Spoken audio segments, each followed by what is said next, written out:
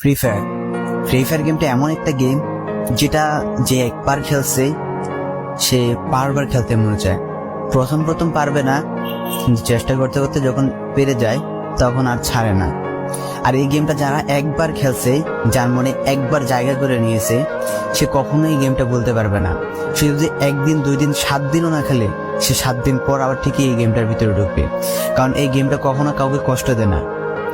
এই গেমটা সবসময় সবাইকে আনন্দ রাখে। এই গেমটাতে আমি অনেক সময় কাটাইছি, আর এটা আমি কখনো ভুলতে পারবো না। এই গেমটা আমার কাছে এমন একটা গেম যেটা কিনা আমি বলে বোঝাতে পারবো না।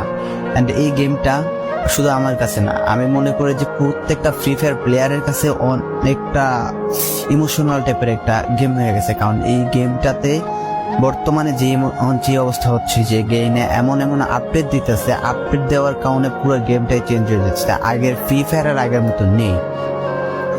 তো এই কারণে হয়তো কোনো এক সময় আমরা এই গেমটা ছাইড়া দিতে হবে, তবে ছাড়া হবে না। যদি